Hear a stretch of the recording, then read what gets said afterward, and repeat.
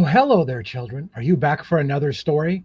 Now, I got to warn you, this one is going to be a bit of a doozy and a lot more gruesome. So let's make sure the little ones are in bed because this one is definitely not for children. This story is going to be super, super scary. And I want to warn you again, this is purely satirical and it's purely fantasy. It's just a work of fiction, like Howard Bloom's work, like James Patterson's work, like Dateline NBC's work. Just an act of fiction. We're going to talk about a little lamb today. We're going to actually talk about four little lambs. No, six little lambs, and especially the story of Bethany, a little lamb we don't hear much about. And her story is going to be very, very spooky.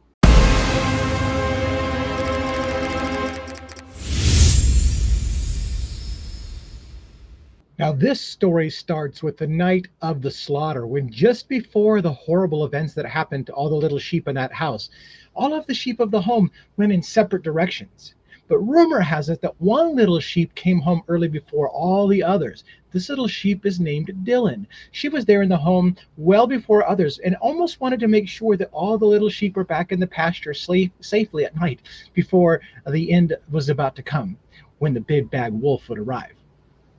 Now, if you heard my first spooky story, you know how Dylan, this little sheep, may have lured Kaylee into the house that whole weekend. But this was the coup de grace. This was the moment that everyone had been waiting for, and it was going to be big. Now, sometime around 1:45 in the morning, Xana and her boyfriend Ethan, two little sheep that would be led to the slaughter, came back from a night out at the town.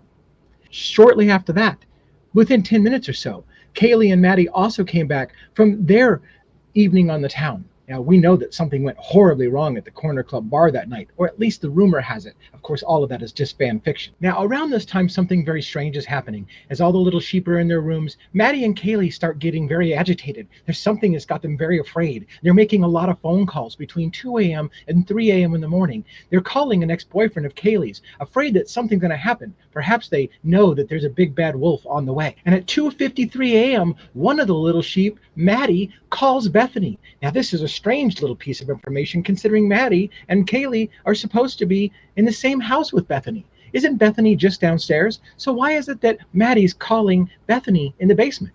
This story has a lot of spooky questions, kids, so we're just going to have to put a lot of that on the back burner because some of it doesn't make a lot of sense, does it? Now, we're not sure exactly what was happening at this point either, but Dylan, for some odd reason, texts the rideshare driver who dropped off Kaylee and Maddie at about 2:10 a.m., asking if they're still driving.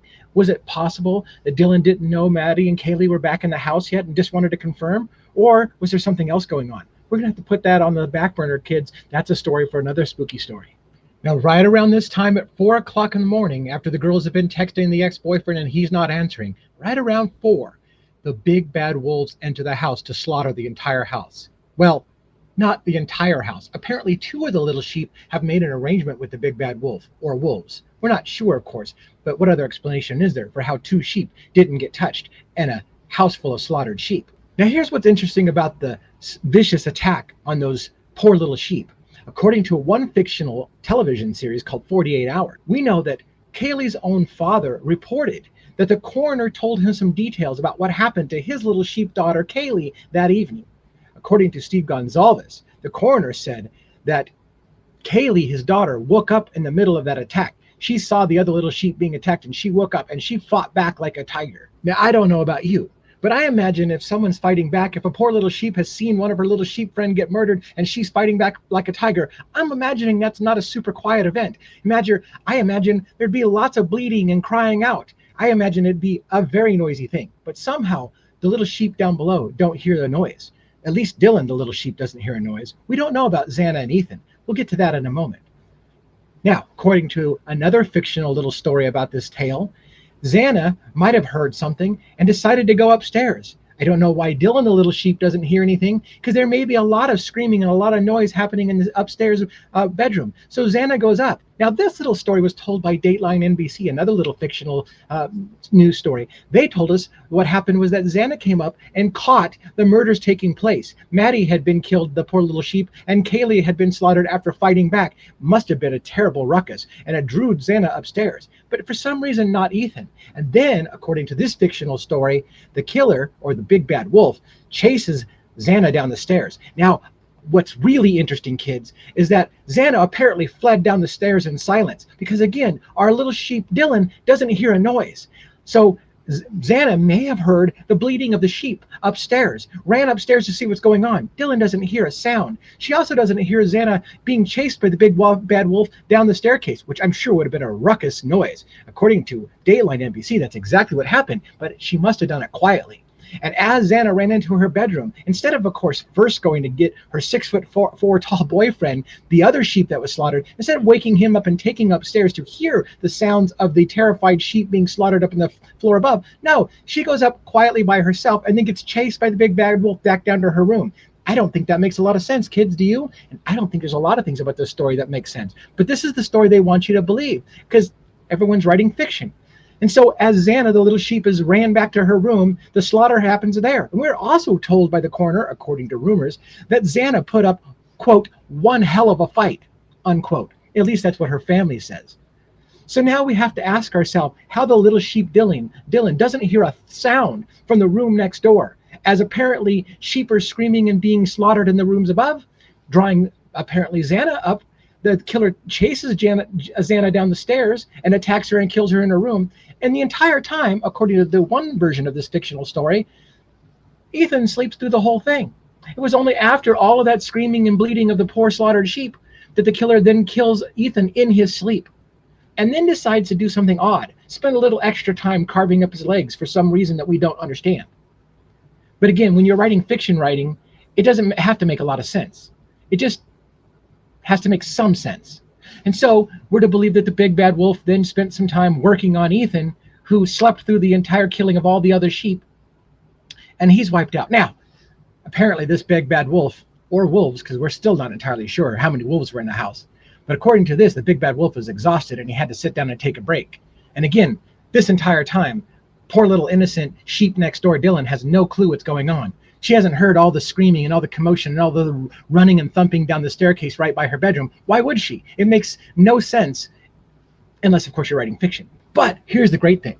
Dylan happens to peek out of her room just in time to see the big bad wolf passing by. Oh my gosh, she can put him at the scene. She saw the wolf. Maybe, maybe not. Because later on, we're not sure, because Dylan said maybe she was sleeping, maybe she was dreaming, maybe she didn't see anything. Not a lot of stuff makes sense about that little sheep story, does it?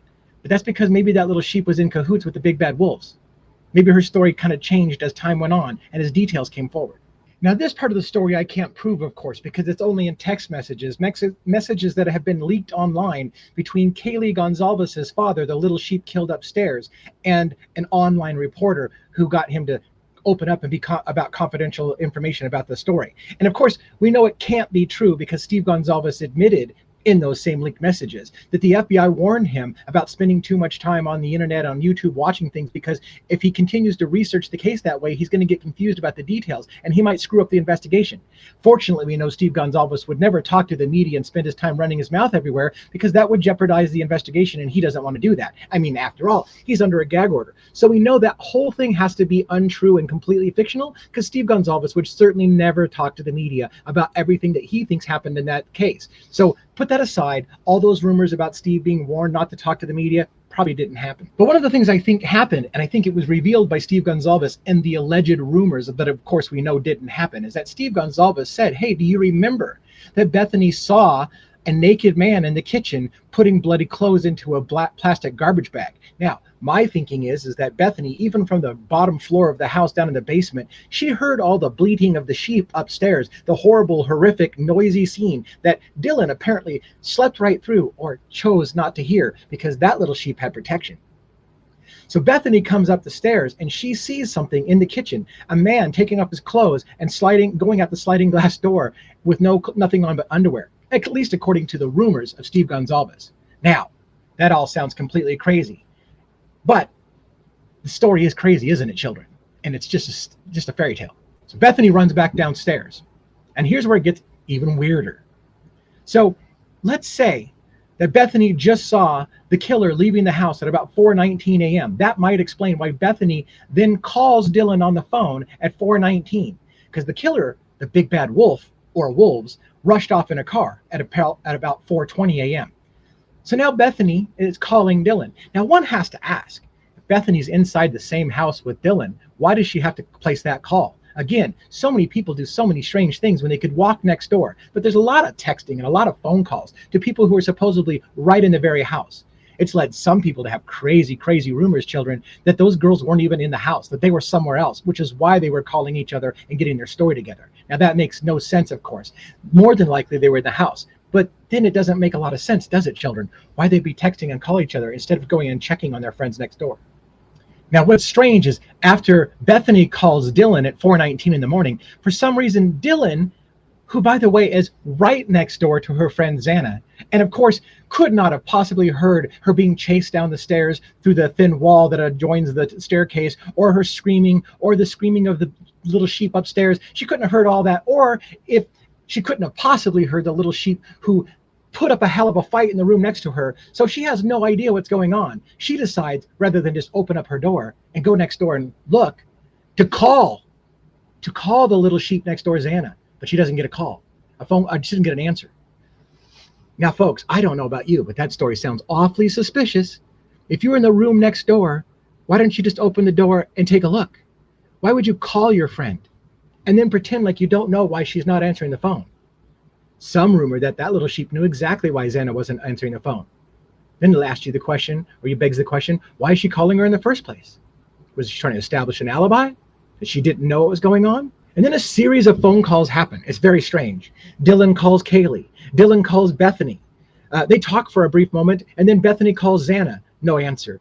Dylan calls Maddie. No answer. Bethany calls Ethan. No answer. Why are the girls calling people? Do they certainly not know what happened? How do these little sheep not have a clue what happened? Didn't Bethany see somebody leaving the back door? Didn't Dylan see the big bad wolf leaving the house? And certainly, again, we have to ask, did those sheep not hear all the bleating of the little sheep as they were getting slaughtered in the house? It's unimaginable, folks, but apparently that's exactly how fiction works. You don't have to piece it all together. You just have to get close, because as long as it's close, it's believable to the mind in good fiction. Now, somewhere in the exchange of these texts, Bethany asked Dylan to run downstairs and join her downstairs. There's an exchange of text messages that makes no sense. But the weirdest and spookiest part, perhaps, is when Dylan starts sending Snapchat messages. Now, I don't know, children, if you know a whole lot about Snapchat. I'm sure most of you do. You younger generation knows this more than I do. But Snapchat, some say, is designed specifically to have auto-deleting messages, so that once the person who sent it and the person who received it view it, it automatically gets deleted.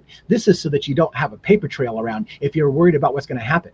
So now all of a sudden, Dylan, after she has no idea about the bleeding sheep and all the slaughter of the wolves in the house, she's sending Snapchat messages to someone that she doesn't want a paper trail for, I guess.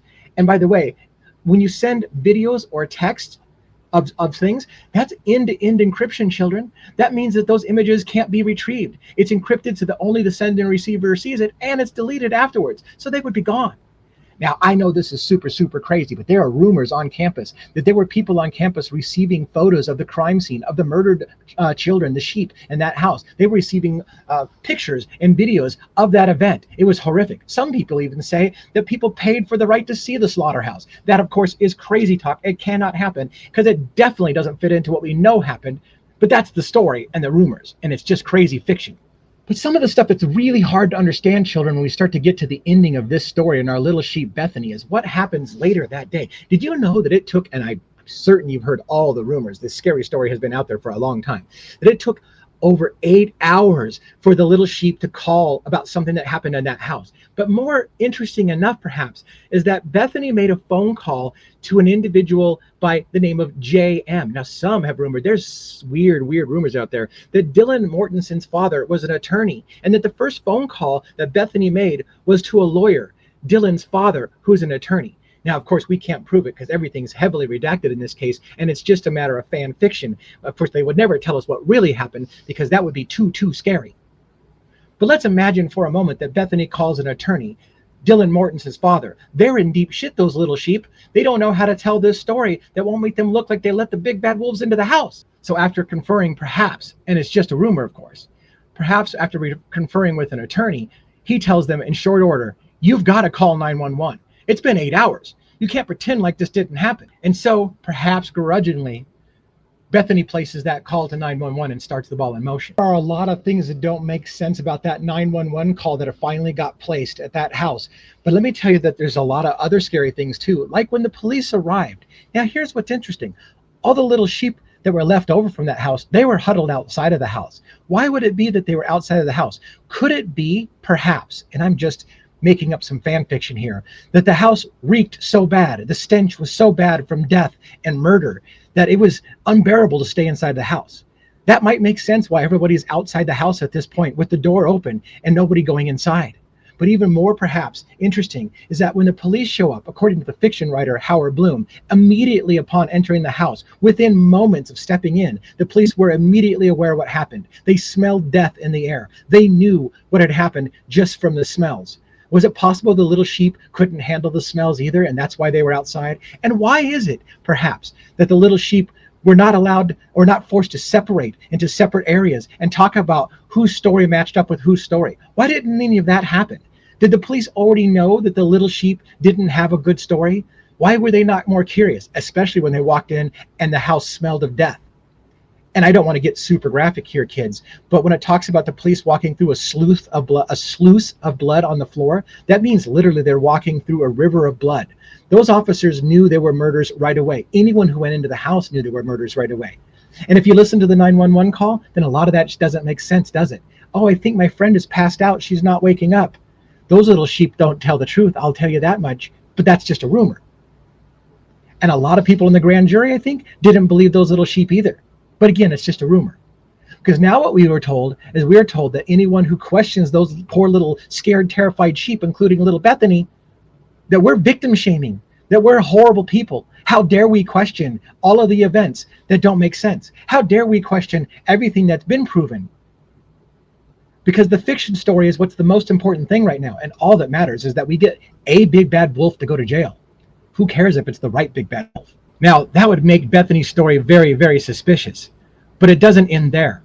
What makes it really, really scary about what Bethany saw that night was the fact that after this, Bethany leaves town. She moves away. She testifies before a grand jury, but the grand jury doesn't believe her story at all. They think her and Dylan are lying. And I don't know why they would think that. Only people who believe in fiction would believe that the girls made up a story. But anyways, the grand jury apparently doesn't believe in their story. And then it turns out that Bryan Kohberger's attorney understands that that little sheep Bethany knows something, and she's maybe said something to police that would ruin the whole thing. What if Bethany saw that big bad wolf leaving the house? And what if it wasn't Bryan Kohberger? Certainly we need to bring her in on the stand and have her testify about what she really saw, because then she would only have two choices. She would either perjure herself on the stand and admit that she said something to the police officers that night that is different than what she's saying now, that it was Bryan Kohberger, or that she didn't see it at all. Now, this term of what Bethany is hiding behind is a really big word, children. It's called exculpatory evidence. Ann Taylor has stated publicly that Bethany Funk has exculpatory evidence. What does that mean? That means Bethany has something that would perhaps prove that her client couldn't have been the big bad wolf that night. And Bethany's fighting that something fierce. And some have rumored that there's a corrupt judge over this case. And that corrupt judge is doing everything he can to make sure that Bethany doesn't have to testify. Now, those people who know a little bit about law would say that this is awfully a suspicious thing, because technically a person has the right to face their accusers eye to eye in a court of law and question their story.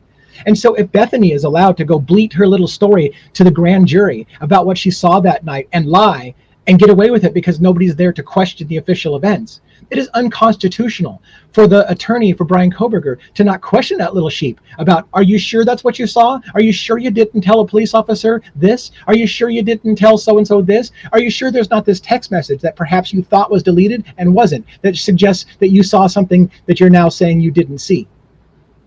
And so that exculpatory evidence would be big, big trouble for that little sheep Bethany.